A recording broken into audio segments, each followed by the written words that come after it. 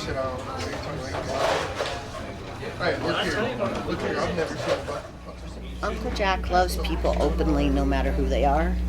And he likes to share like life experiences. And anybody that knows him, knows he didn't have the easiest of childhoods. But he wanted to make sure that you got to experience. And he always included us. He's friends with everybody. Like, I feel like there's so many people that I know in the community because he's friends with people of all walks of life. I mean, the people that he has taken fishing, or that come to the shop for fish fries. Mm-hmm. It's all different kinds of people.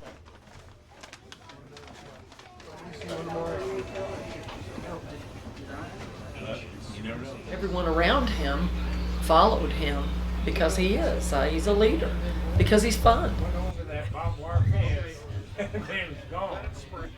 When I would go down the shop, there was always friends of his down there, always. And he's got that charismatic kind of personality. He's just a people person, and people are drawn to him. People follow him, and because he's fun to be around. And he's not afraid to do things. He's not scared, so why should I be scared? If you go with him, it's going to be an adventure.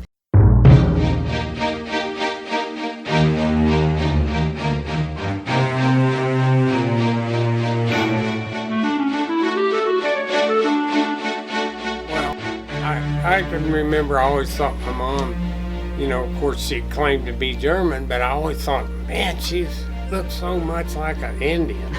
I mean, I did, I swear.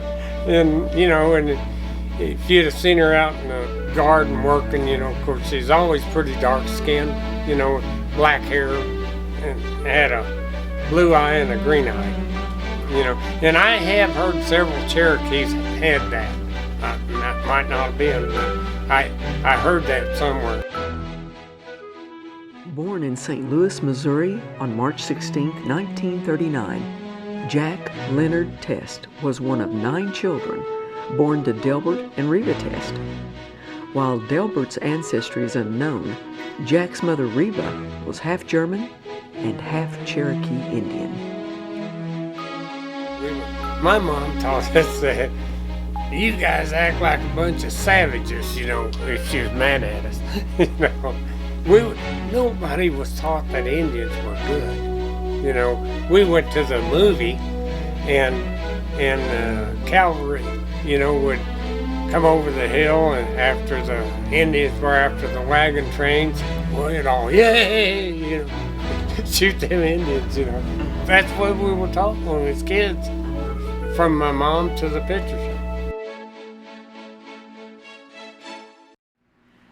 After the war, when Jack was 4 or 5 years old, his parents separated, and Jack's dad moved Jack's mom and siblings to a farm outside of Wellsville, Missouri. We didn't have water. We had kerosene lanterns, but no kerosene for them. I remember that. And we hunted rabbits and stuff my older brothers and sisters did. And I remember it was good eating, but rabbits and biscuits and gravy and stuff like that. We didn't have enough, I'll tell you that. In those post-war days, a single woman living in the country with 9 mouths to feed besides her own, who looked full-blood Indian, had little chance of getting a job. We had a couple old, like Clydesdale horses, great big old horses, but I know that the grass and stuff was good because we didn't have a penny, so we couldn't feed these horses or nothing. But we had a nice creek, and you didn't water grass and stuff like that in Missouri, so that kept the horses going, I guess. But I have thought about how those horses ever made it. We was having a hard time. There was very, very few tractors at that time. But a lot of people back then, had mules. I remember neighbor plowing us a garden so we could try to raise something, and did. Jack also remembers that his family did not have a refrigerator, so they drank pet milk. They didn't have a radio, and they sure didn't have a car. I can remember going to town and horses would be tied up on the side streets and they'd be leaning there sideways, you know. Wow. Yeah. We had a horse. I got a picture of it right there with all of us kids in it. We went to town. It was a horse and wagon with iron wheels and stuff like that. And but we didn't have any money to get anything when we got there. Nothing. I mean, you know, so it was just a ride in there and ride back. This wagon that brought happiness to Jack's family also carried with it a measure of grief. This is a picture of the wagon taken almost immediately after it brought home the dead body of Jack's brother Billy. Full of cousins and siblings and Jack's father, this wagon was the only vehicle that could get down to the creek bed where the body was found. My oldest brother was shot, and he died from it. You know, he got what we think. My brother, just older than me, they were hunting with a .22, and maybe got mud in a barrel or something, and he tried to get it out or something, and I think that my other brother hit the trigger or something, and it shot him in the eye, and killed him. Did he die instantly? They don't think so, but my other brother was in kind of shock or something, and he didn't tell anybody until the next day where he was at. Do you remember that? Yeah, I remember being told that. I don't know what he really thought or anything like that, but I remember being told that because it messed him up. He always would do real wild things. He always did. What was his name? Richard Test. Okay. Mm-hmm. After living in the country for 2 years, Jack, his mom, and siblings spent the next several years moving from place to place, all within a 12-mile radius of that first country house, and all fairly close to Wellsville, where Jack's father lived. My dad, he was a mechanic, and he would see that we had dinner when we were going to school. And it would usually be a bowl of chili, you know. And he lived upstairs over a tavern, you know, and they had like a snack bar or something like that. And the guy that was running the place, he knew what you was going to have. He'd say, "Hey, Joe, put some more water in that chili." And I was a long time before I figured why he was doing that, but I liked it. You know, I'd put crackers in that soupy chili. That's pretty good. I still like it today, but I always tell Tommy, I want Uncle Joe's chili. There's a lot of water.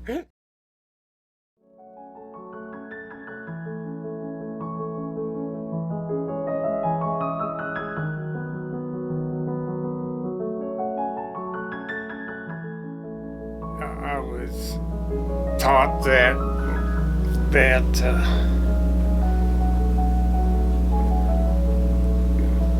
my dad didn't want us, but I found out it was actually my mom after neither one of them did really, you know. So anyway, so we went to an orphanage.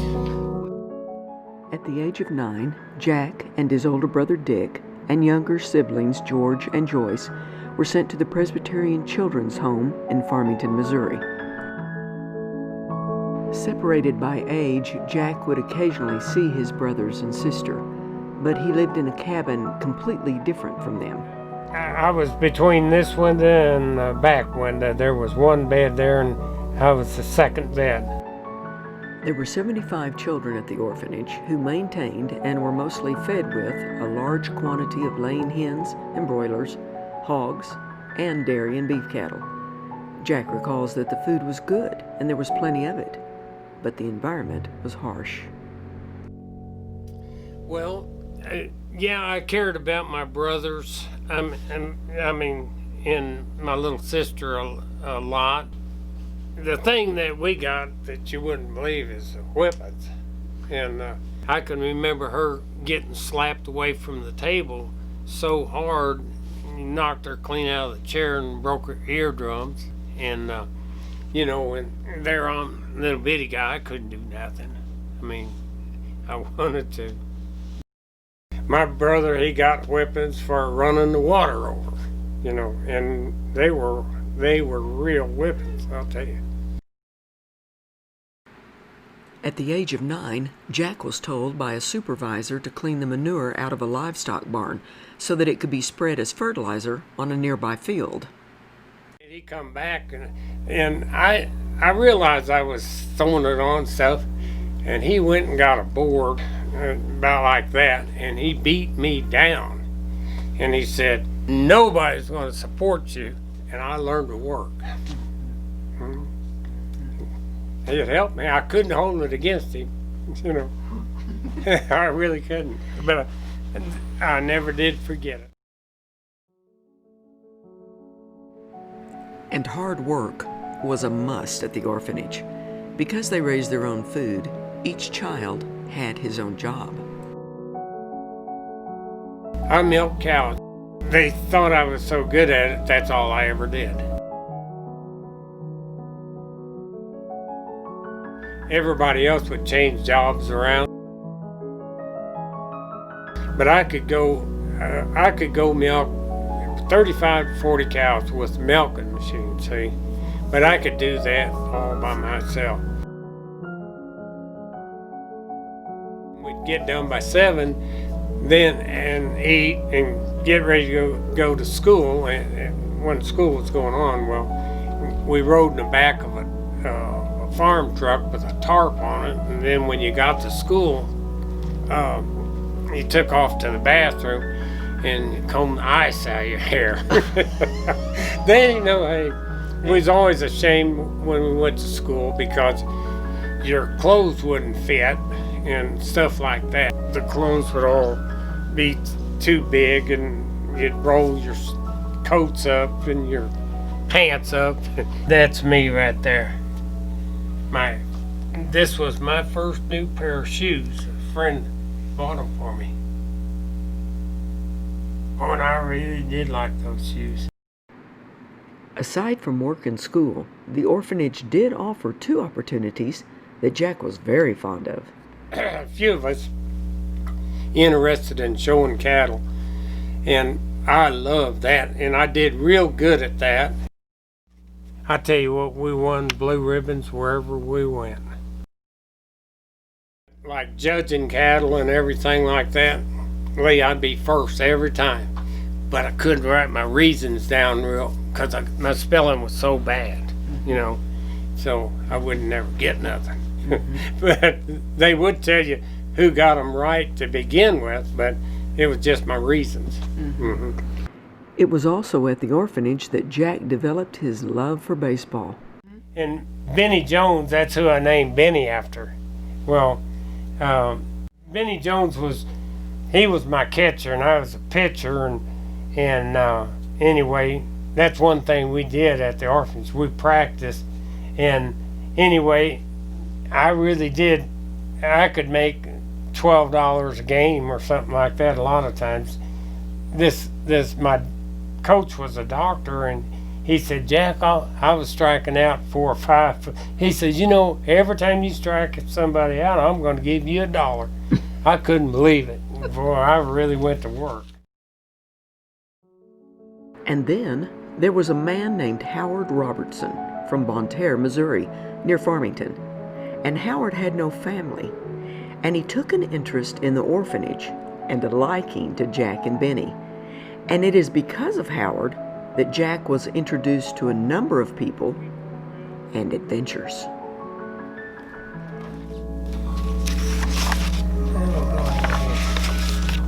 We would go around from, Renfro Valley where they had country western singing and stuff like that. And we'd stand at the door and show this whistle, and that was a thing of Howard's. He liked to know people like this. Howard also introduced Jack and Benny to Janice and Henry Giles, writers from Kentucky. They had wrote some big books like 40 Acres and No Mule and things like that. The boys also rubbed elbows with World War I hero Sergeant York. He captured a bunch of Germans with the empty gun. What the deal is, I'm pretty sure they wanted to be captured. And so they found him and he marched them in. They made a movie of it.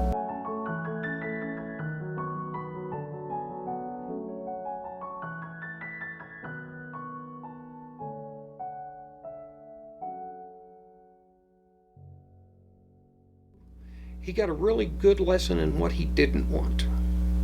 And so he learned to listen to what he did want and then develop a plan how to make that happen. When Jack was 17, and after he had finished the 11th grade, his sister Shirley managed to secure their father's Social Security money and get Jack and his brother George out of the orphanage. The brothers lived with Shirley and her husband Shelby in Buell, Missouri.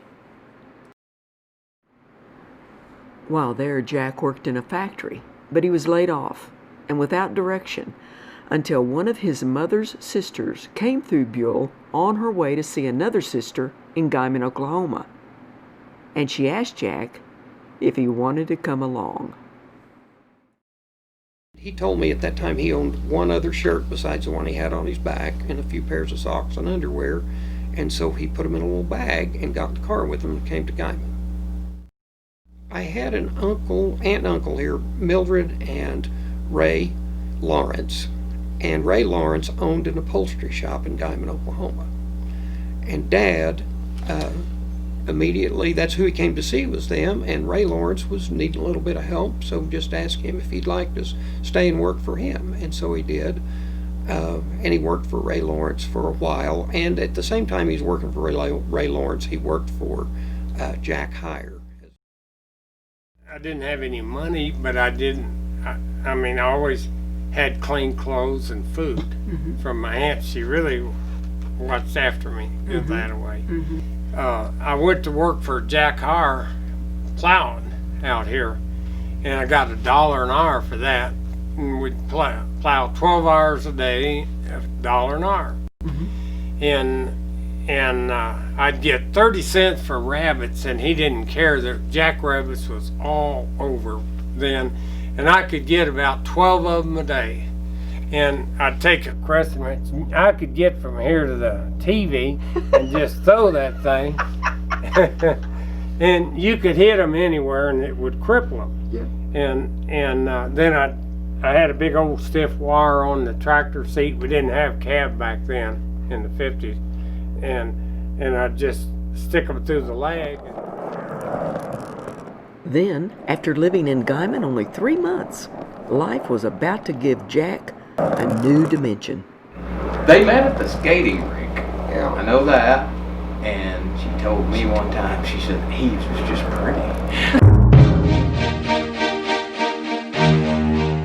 Did you think that Jack was pretty cute? He still is cute. And he still is. Their mutual friend, Delmer Elliott, introduced the two, but Jack was shy. You know, I don't know why I'm shy that way, but and actually, like Delmer, really he is too. I mean, you know. Well, he wasn't back then. Well, he was too, honey. No. I mean, he tried not to be, but who don't? Shy or not, Jack and Tommy Lou dated only 3 months and decided to get married. And with that, the couple moved back east to Hermann, Missouri, where Jack had taken a job in a factory. I was scared to death. You know, we were right on the Missouri River. I was not very happy there. I mean, Yeah. I had never been away from home. Then we didn't have air conditioner, or those apartments we rented, they were so cheap, they didn't have air conditioner. And I actually had to make payments on a window fan so she could stay in the apartment. And here I was 16 years old and down there and didn't know a living soul and had no money, I'm sure they knew. No, they didn't have no money.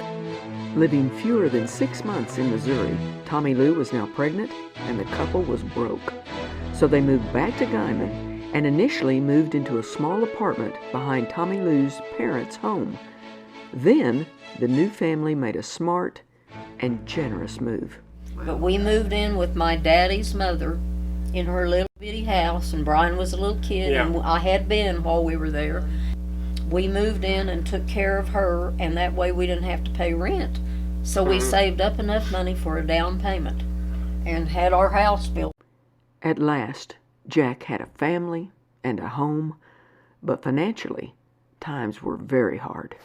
I didn't know nothing. I couldn't get a decent job or anything because I didn't finish high school. I worked at filling stations and in the oil field. The oil field was awful.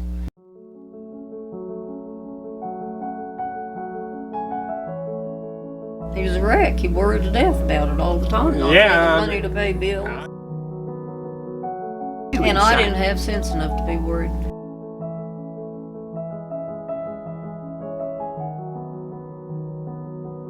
I just thought he could do anything and thought he'll take care of me.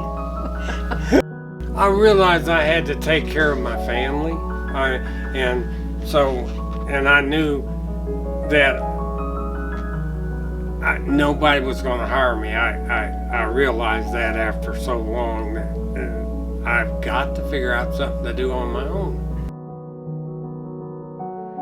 What Jack decided on was upholstery, and his older brother Bob already had an upholstery shop in Mexico, Missouri, and he needed some help. So I loaded them up, and we went to Missouri and worked with my oldest brother a little while. See, I would help my uncle in the shop, but I didn't learn enough to go on my own. And so I went down and worked with my brother about 9 months, and we moved back here and I put my shop in.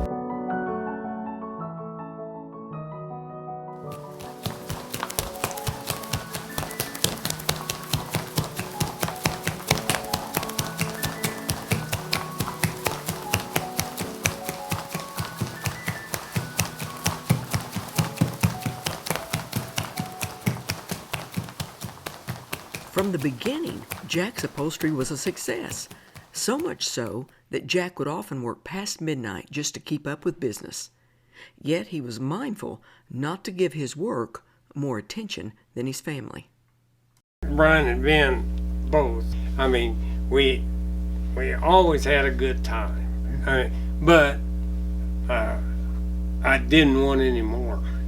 And so I had myself fixed. And because I didn't want to be like I was, I mean, we didn't even have a Christmas present under the tree. There was never a doubt we were loved. I mean, we had problems in our own family like any family does. But at the same time, that there was always that we knew that we were cared for and we were loved. Dad was so good at teaching people how to play, teaching them how to have fun and to love life. He's fun. That's why we all like him. One of my favorite places was always Fort Supply, too. We could go down there once in a while. And I had a little old van. Dad had a little red Econoline, like 1961 Ford van. And I built a little tent on the side of it. And of course you camp right next to the water. We camped out right next to the water. You could about jump out into the water. Well, when he says right next to it, he means like this is by this. Yeah. That's what he means. And the storm started raging up. Well, yeah, they were supposedly going to town to get some groceries. Well, Hap and I had That's my taken off stepdad, Hap. and went down to the bait shop. And all they did was go to the little tavern to get some Yeah. adult beverages. Yeah. And of course, we didn't drink beer hardly. Horrible store. It sounded so good, we just bought us a beer. Well, meanwhile, him and Grandpa are over in the bar and the song Papa Top Again is playing on the jukebox. And that song Papa Top would come on. And they're looking out the window, just sheets of rain, thinking, man, it's rough out there. We're drinking beer. Boy, we'd be in trouble if everybody knew we were here, because I mean, we were raised four square. If you drink beer, you're going to hell. Me and my mother and the children are back thinking it's a tornado. I do remember Grandma hanging on to that thing. It was just full of water on the top, and Grandma, she was standing there holding that thing up. And Grandma, she was just trying to save camp. Another thing that stands out about him to me is how hard he's always worked. He tells stories, and other people tell stories about him, about how he would work until midnight trying to get out of debt and trying to build a nest egg to leave. From the age of his 20s, he wanted to leave money to his kids because nobody ever left him anything, nobody ever gave him anything. So, and I mean, we talk about the fun and everything, but Dad worked hard all of his life. He worked as hard as he played. He's always been hyper. Yeah. Always. And that's why him and my mom got along so good, I guess, because she was a person that had to get stuff done fast. And that's the way he is. There is no other way except fast. I'd work all day, and then I might have 2 or 3 guys, and we might take off and fish the rest of the night. that's Pops. There's no half speed with him. When he played softball, he played a lot of softball, and when he fished, he would always fish. He'd go fishing at Meredith, 2 hours south of Guyman, and he'd work all day, go down there, fish until midnight, and come home, and get home at like 2 a.m., go to sleep, and get up at 6, and go back down there and check his jugs, drive back and go to work all day and do the same thing over and over. After I came back, and I could work day and night, and I did. I worked till 2 o'clock for 25 years, and at night. And see, I'd talk to people all day about jobs. Well, I couldn't work, so I had to work at night To get the job done. get the job done. And Brian and Ben and like John Crowder and Larry Unruh, I had quite a few guys that would come down and they'd play ping pong and stuff like that, and I liked it because But he would work while they were doing that. that. Work. Like I say, Dad was always a ringleader. He got the idea. He got into pitching horseshoes. Well, I want to have a set of horseshoe pits at the shop. And so there was a grassy area out there. So my grandpa was a retired carpenter, and he built some boxes, and they put a set of horseshoe pits in. And then it got to be one of those things where more and more people started stopping by to pitch horseshoes, and the next thing you know, we had a second horseshoe pit, and then we had a third horseshoe pit, and then we had a fourth horseshoe pit, and then, you know, it started to get to be into fall, and it was getting dark too early, so we rigged up lights so we could pitch at night. And this is right on Main Street. Right there, on Main you know, Street, and lots there of was traffic. a big parking lot there, so I mean, at night, it looked like a dance hall or something. You had lights outside, and you had all these old guys out there pitching horseshoes, and then got to having tournaments and all kinds of stuff because Dad wanted to pitch horseshoes. While Jack is busy packing a lost childhood into a maturing adulthood, his brother Dick follows him to the Panhandle and adds even more color to the Test family life. And my brother, he wasn't scared to go into any penitentiary or anything like that because he said you were treated better than you was in that orphanage. He in jail, your brother? Lots of times. We got him out I don't know how many times. That's because Dick was an arsonist. Is he the one that set fire to the place and got the insurance? Yeah. Okay. Well, which place? About 4 or 5. Yeah. And he burned this one down up here. He tried to. Behind the old Hinchy Ford place. Yeah. And he burned the one down in Kansas City. If he was in there and had just a little bit of insurance on his stuff, he'd burn the whole block down. And then there was this other relative. This uncle And of course, Dad didn't know it at the time. He just thought he liked to hunt, but he was like an extreme poacher. Dad didn't know it was against the law to shoot pheasants out the window because he was taught this is how you get pheasants. He didn't know there was a law against that and that you didn't go hunting at night. He didn't know there was a law against that. It's because that's what this uncle did. That's just how he was raised, basically, to do it. And so it was later in life that we had to teach him, you know, Dad, it's really not that cool to shoot birds out the window. I think you can actually get a fine for that. And I mean, it was just things like that that we take second nature, that we teach our kids that nobody ever taught him. And this is funny, but no kidding, Bryon and I, we really didn't know that you hunted rabbits in the daytime. Yeah. That's funny, but we really didn't until we were older. Yeah. You know, like got to teenagers, read we laws. didn't know that's against the law. We just thought, you know, after the 10 o'clock news, that's time to go rabbit hunting. No one was there to help educate Jack, but he made sure his kids got a good education. We were at home eating lunch, and just out of the blue, because we had never, ever spoke about college, Dad said, well, what does it take to get into college? I said, oh, Dad, I don't know. I'm not going to college anyway. I hate school. And all of a sudden, Dad went from his normal self to he got real serious. And he slammed his fork down beside his plate.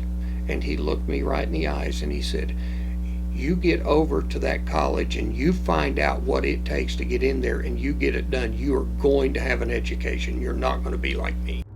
You gotta have an education. They told us Ben wasn't college material, but we talked him into going anyway, you know. And he wound up making the Dean's Honor Roll. He didn't tell us that, he told him that. Who? The tree trimmer told Ben that he wasn't college material. And he told Ben that. Well, yeah, The well, tree but trimmer.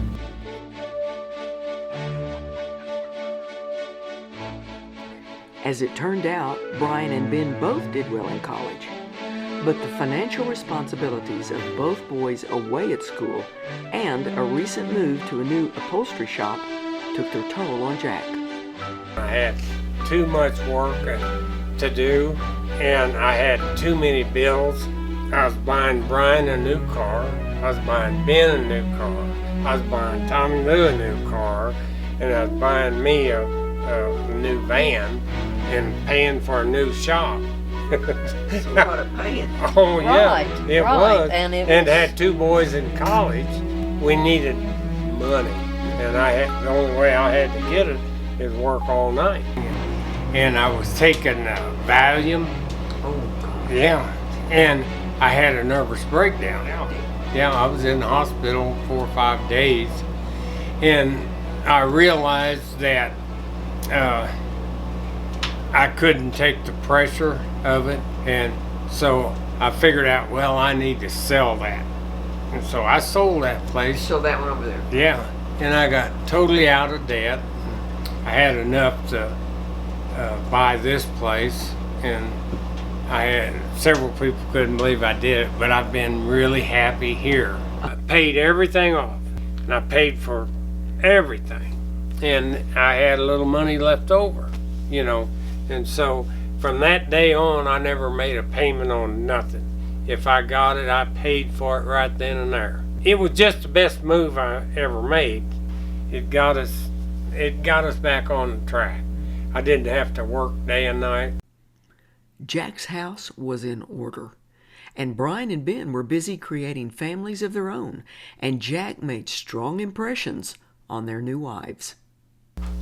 First time I met Jack, I came up here to visit Bryon. My sister Angie and I came up here, and Jack was all hyped up. He was ready to go to Meredith Lake, and we were going to go skiing, and he had his boat all ready, and that was the plan. He was a little on the spazzy side. You remember Very busy, yes. Yeah, he was ready. He had his plan, and he was ready to go.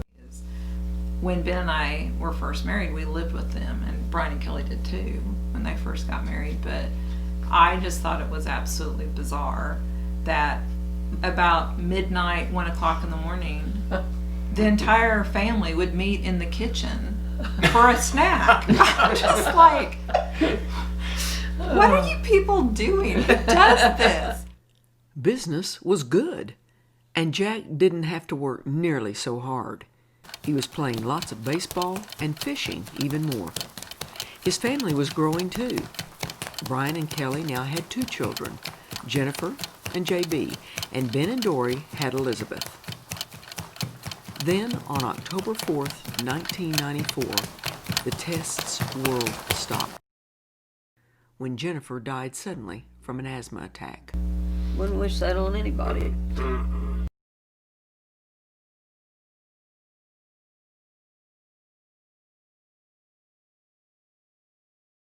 The worst thing that ever happened in my life, our whole family, losing her. I mean, my God. I went to the cemetery for 12 years, and it would make me feel good. Although the sun had set on one corner of Jack's heart, it was about to rise and open up another. He's got such a young mindset. Mm-hmm. He wants to play. Yeah, he does. Always wants to play. We played all over this state. Wow. It was fun. See, I got to play softball until I was 60. I quit when I was 60 years old. And I only quit because Bryon had been dead.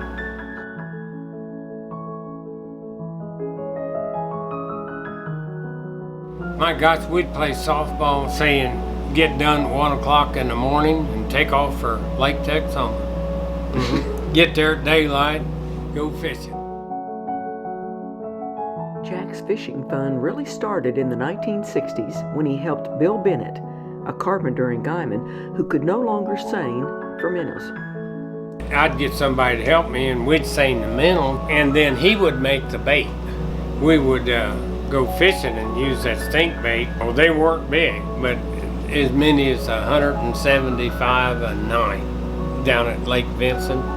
Man, we just fill these ice chests up with them dudes. And then I wanted to start catching bigger fish, and so I started going like to Keystone and Canton and places like that. But where I started catching bigger fish from striper on was at Keystone. It was at Lake Keystone, below the dam, and from the bank that Jack learned to throw a net, an art he continues to enjoy. With a net, Jack could catch shad, and shad are what is needed to catch big fish. But to catch big fish, you have to know where they are. I can go to Vincent, or I could go to there, and I can go to Keystone or Canton without a fish finder. I can line myself up from lights. Now they've changed the lights, so it's kind of messed me up a little bit. But I could go out in the middle of the night and go back in and go back to the same spot, on account of these lights. For example, when Jack went to Canton Lake in Oklahoma, he noticed that on hot summer days a number of boats would congregate near and around a large underwater island that provided the steep drop-offs necessary to harbor abundant and large fish. So, beginning at around 9 p.m., when things were cooling down, Jack and his buddies would meet at Canadian Cove and then head across the water to the island, guided by the light at Longdale Campground. Once they reached the spot where Jack knew the island to be, they'd line up their boat with the light shining from the boat ramp at Pitch's Corner. It was in this sweet spot that Jack Test caught many a fish. Of course, by now, Jack had bought himself a boat, the first of many. I got a little old 8-foot boat, and I took Bryon and Ben over to Etling. And anyway, we'd set lines on the creek that went into Etling, bank lines and things like that. And of course, I didn't know nothing about a boat, and I had the motor turned straight down, and Bryon and Ben was sitting on the front, and I'd give it the gas, and it'd take them underwater. I didn't know. There are too many fishing stories to tell about Jack Test, but here are a few for the record. Had a boat worked on one time, took it down to Meredith, and the mechanic fixed it and did something to it, but it would actually start in gear.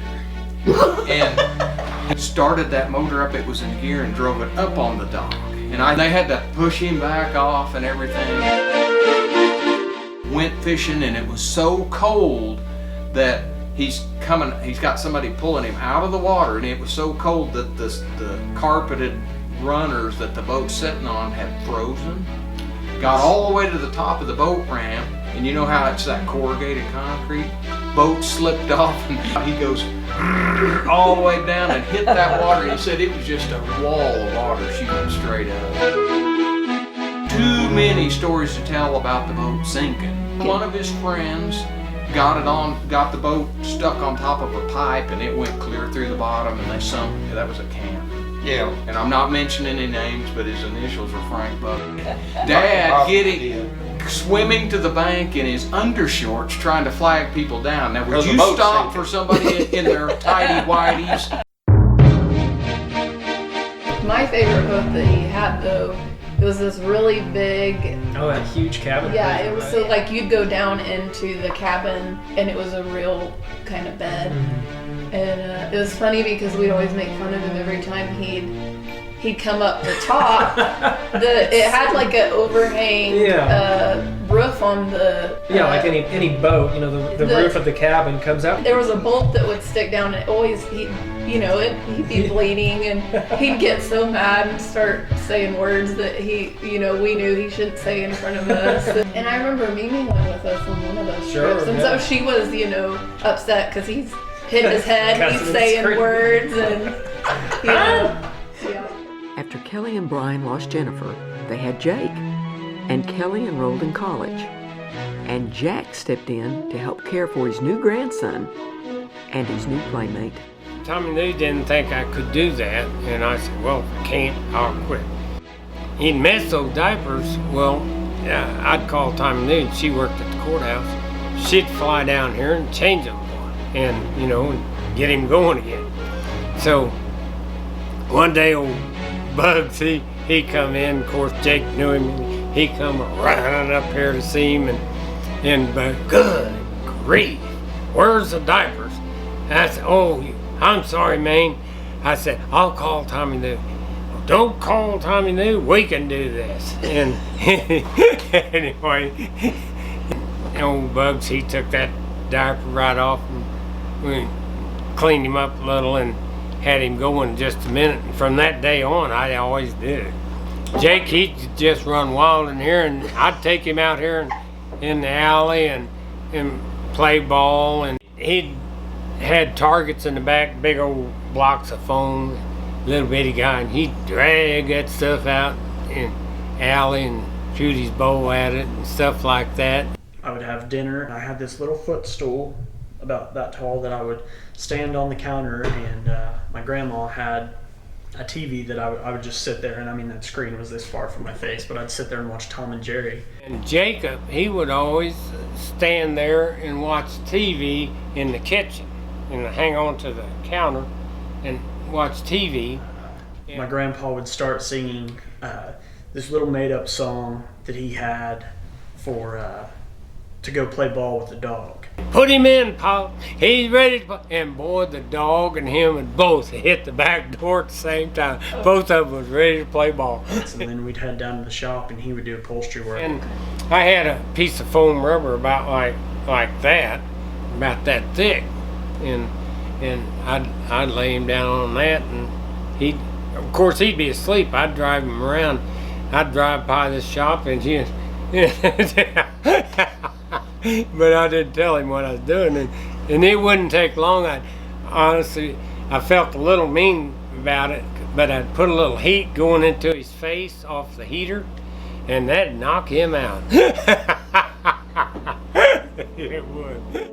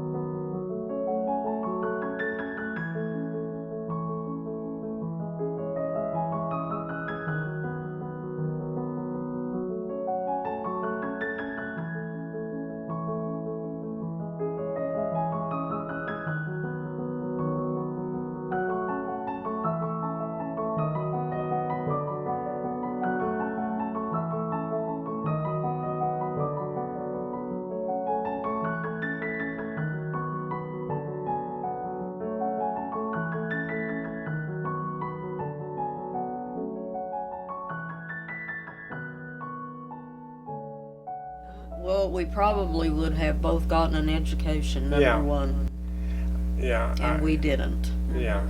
And why? Because life is so hard if you don't. You have to do it on your own. Right. Well, like JB, when he first got out of college, well, I mean, he was going to make about $60,000 in the computer deal. And I mean, just to start with, you know, well, I couldn't make $35 a week.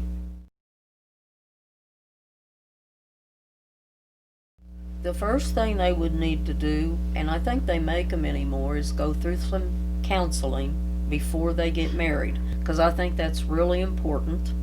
In what way? Well, I just think he and I got married and we were so dumb. We didn't know nothing. We didn't know life would be really hard if you didn't have an education or a job, and if you had kids right away.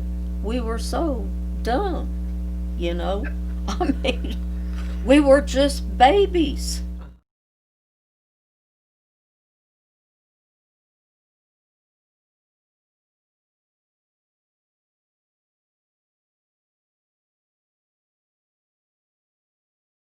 Enjoy what you have as long as you can and appreciate it. Don't quit.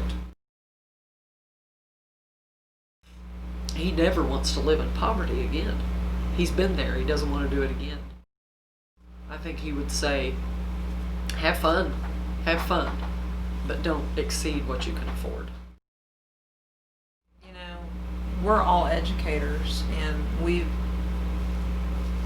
been doing it a long time, and we've seen kids that have come from backgrounds similar to Jack that went down a really bad road, didn't get out of that quagmire, and to see what he has accomplished where he did come from.